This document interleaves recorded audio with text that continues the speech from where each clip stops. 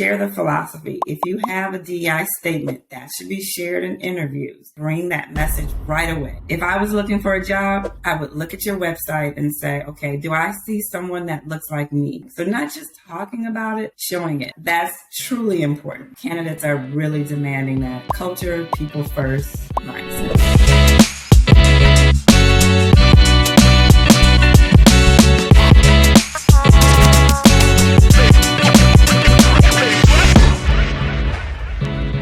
Welcome back to Lay of the Land. Today is going to be very, very special. I have a very special guest here.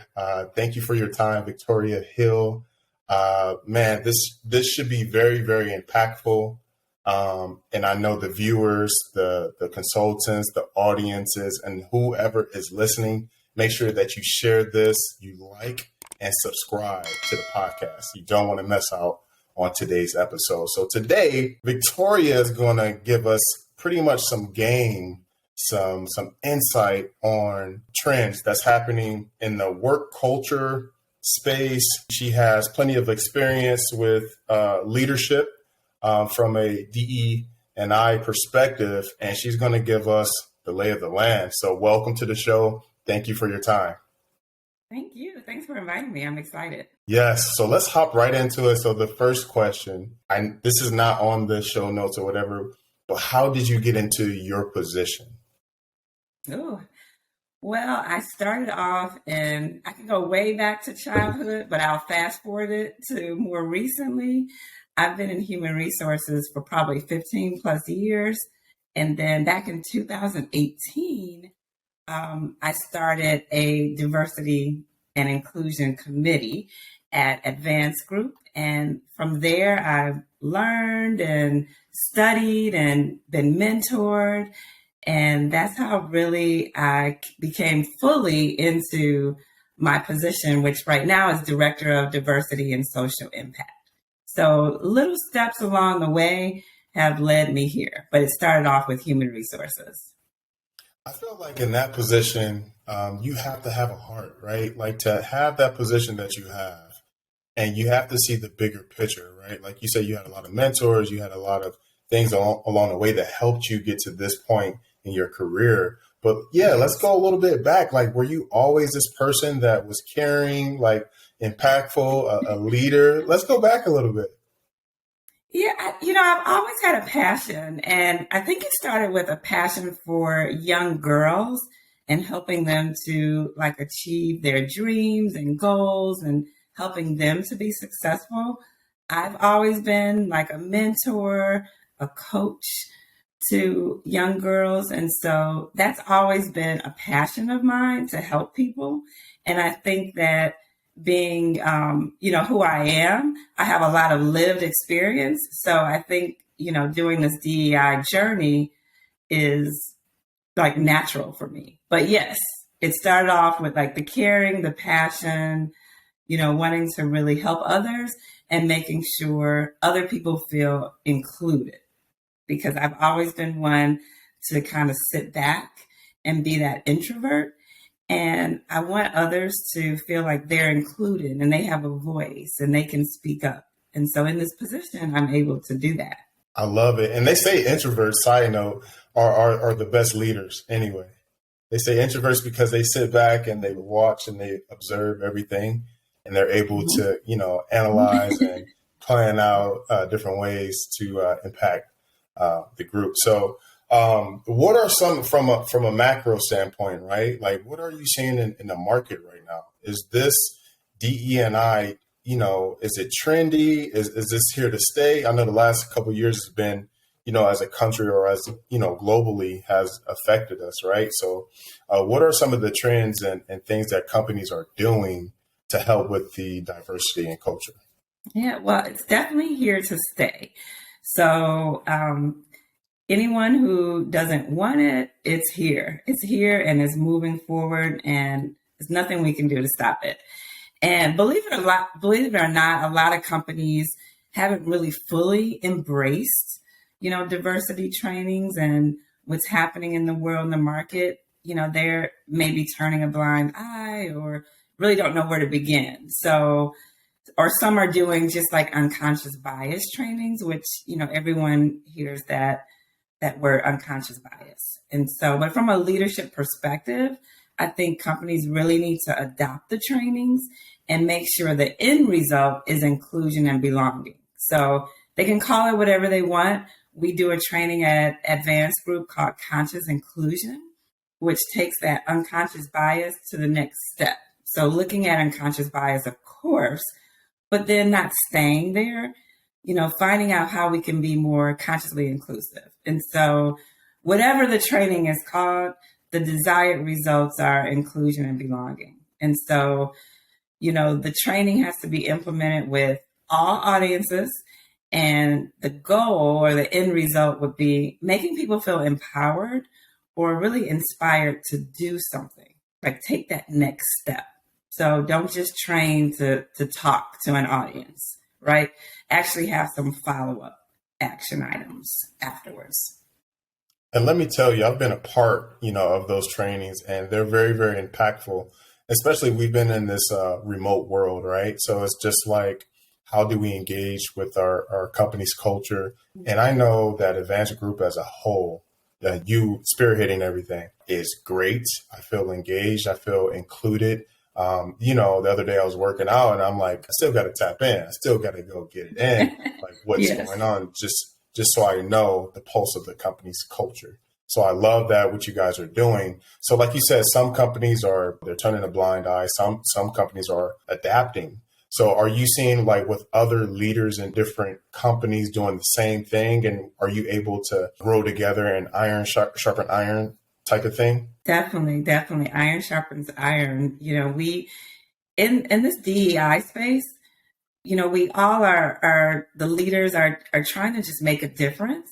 And so we lean on each other. Like I said earlier, I have several mentors, and it's not where we like hoard what we're doing.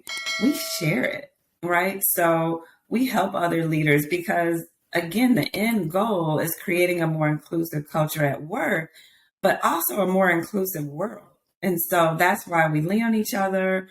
I train for other organizations outside of our organization because again, it only helps people get better, and grow. And so we don't keep it all in-house and say, this training is just for Advanced Group. No, we share it. We share with other leaders, other partners of ours, clients. So, we definitely sharpen each other in this space. And I definitely want to give you praise because that's how you know when you have a true leader, when they're doing it outside of companies like time and, like when you're really just about it. So praise to you for that, for sure. But what are you seeing as far as like the positive effects of, the diversity training? Yeah, there are positive effects if it's done right, right? Trainings really help set the tone for the company culture, but it shouldn't just end with trainings, and I think there's several goals with these diversity trainings. We want to ensure that staff understands that our company or your company, stands firm with DE&I and that, taking these steps to bring awareness to all staff is an important thing for your organization. And there's also like a compliance and legal aspect to these trainings. So you want to include that. Another goal would be, create follow-up, action items after the training. And the action items can show up differently for everyone. One action item could be that someone hears the training and then takes it home, right? And teaches their children, right? Bringing up the next generation to understand diversity, equity, and inclusion and belonging. And so that's helping to create a more inclusive world, changing mindsets. And so that action looks different for everyone, or within the company. If leaders are hearing this training, they can change the way they think about hiring or recruiting or promotion practices. So I truly believe that people are generally good, right? And want to do the right thing. It's just sometimes they don't know where to begin. So training helps to kind of jumpstart that process. I love what you said about just taking, the actionable steps home to the family because it's snowball effect, right? Like it starts with us It as is. parents and leaders in our own homes, and then our kids. We're having those conversations at dinner, at lunch, Absolutely. or just on a weekend, and being mindful of it. So to your point, I think it does impact the world in a big way. Little by little, Yes. we'll get there eventually. So are you seeing a demand just like in the industry, like for this? Like I know we mentioned initially, I was like, is this trendy? But is this a demand? Are companies really putting their foot down and say, hey, we're gonna change this company's culture and we're gonna be progressive, we're gonna be inclusive, and we want, the Hmm. best. Because from my perspective, what I'm seeing is company culture is a big buying Huge. point for the candidate, right? They want to know, like, Mhm. hey, how's the culture over there? What do they have? Those are some of the questions that we get. It's not, yeah, salary is cool, benefits is cool, but how's the company culture? Yes, yes. Candidates are definitely demanding that. They want companies that have that people first mindset. And that's how like the brightest out there are deciding where they want to bring their talent and their abilities. And the way people learn about the company culture is website, right? That's the first thing people look at. If I was looking for a job, I would look at your website and say, okay, do I see someone that looks like me? Do I Mhm. see representation around all cultures, all thoughts, all people, all demographics? So that's the first place that people are looking at, who you are. What are they seeing on your site? What is the message that you're portraying about your company culture? And also, like in interviews, when the candidate is interviewing, they hear about your culture right there. So we have to make sure, as on the company side, that we're intentional about sharing our company culture, sharing what we're doing to put our people first and what that really looks like, giving examples of things we're doing. So not just talking about it, showing it. And a lot of times, in interviews, people talk a good game, right?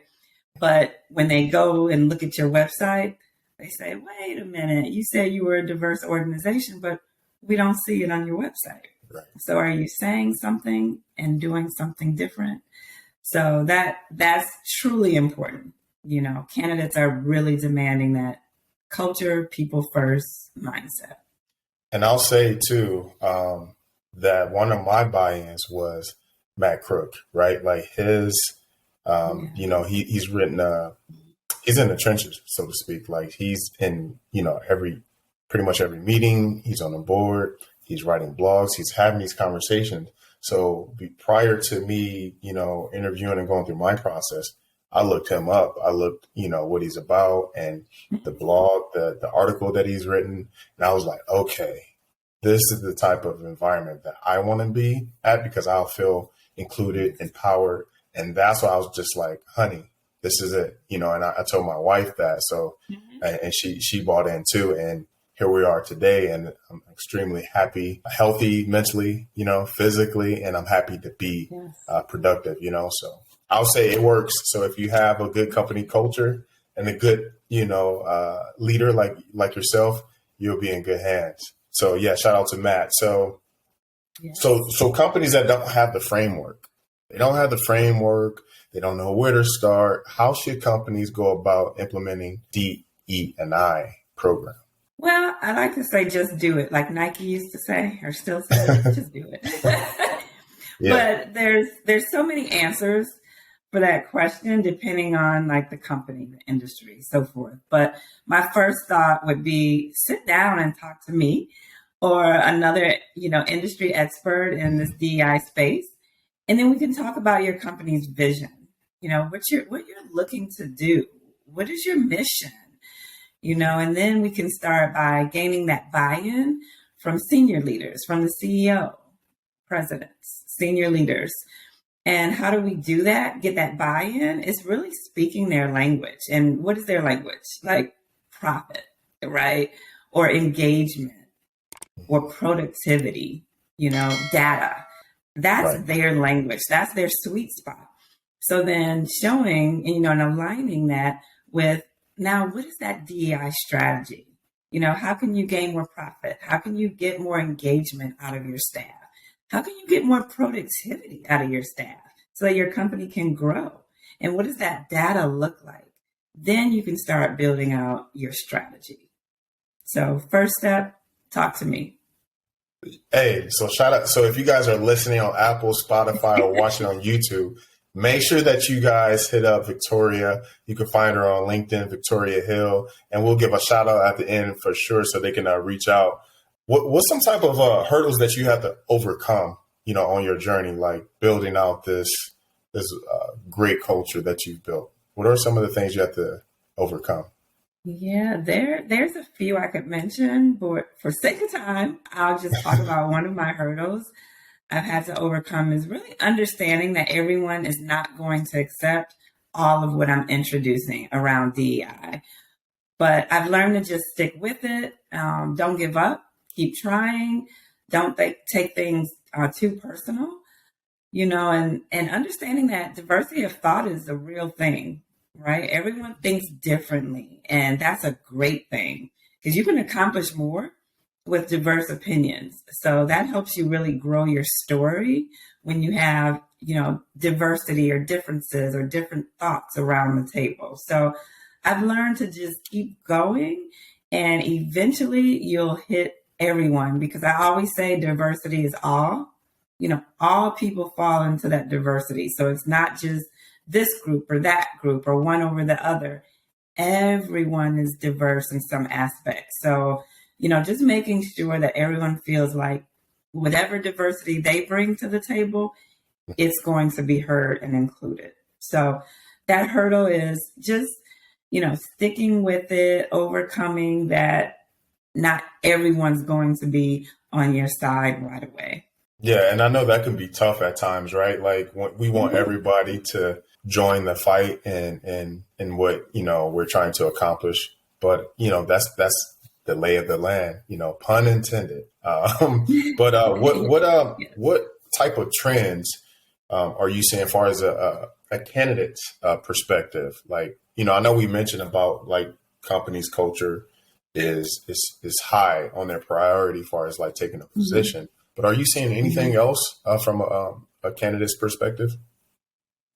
Yeah, I think candidates want to see that, your DEI trainings are really challenging the status quo. So having more meaningful conversations that result in change, right? So they want to see that. They want to see company leaders are fully embracing DEI. And how can candidates see that? They're not within your organization, but I think showing it on social channels, like your podcast is one way of showing that, we really believe in this DEI message on your websites, et cetera, healthcare plans, they're starting to be more inclusive with wellness benefits and social media is huge, huge, huge. So LinkedIn and other channels showing more diverse opinions, more representation.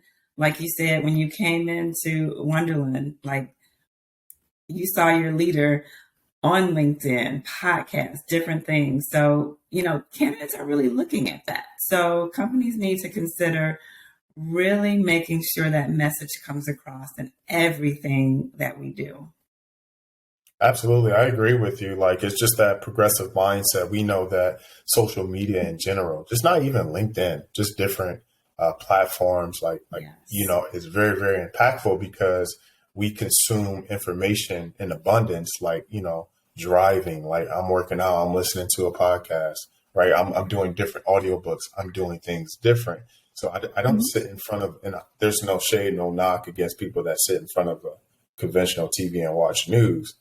I just Yes. don't subscribe to that because that's not my lifestyle. I'd rather get information that I need for me on a podcast, on some type of YouTube video, and social media, right? And certain outlets. So that's very, very important. And just to kind of like land the plane, can you give some tips on what employers should incorporate during the interview process? Yeah, one thing I always believe is having diverse interview panels.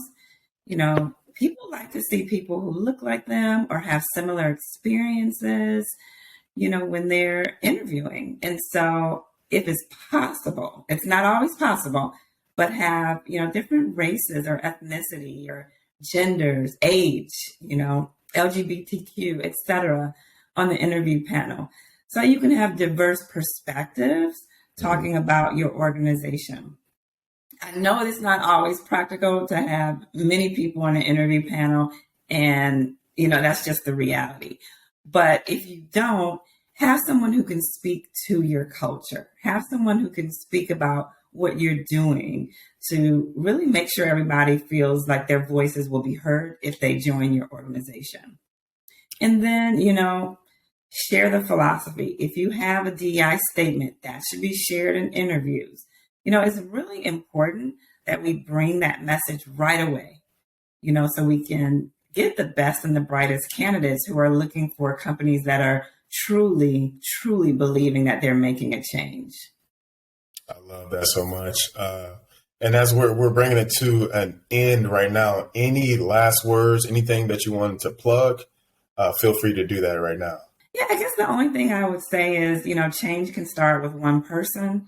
So my favorite quote, I always share this, like if I'm in trainings or wherever, is be the change you wish to see in this world. So that means that everyone has a chance to create positive change. And that's what I want to leave with. Change can just start with one person. Well, wow, so impactful. Well, there you have it. So if you guys are watching this on YouTube or listening to it on Spotify or Apple, please hit the like button, subscribe, leave a comment below, and also leave us a 5-star rating to let Victoria and myself know how you like this episode. Thanks again for coming on the show, and I look forward to more conversations like this. Definitely. Thank you.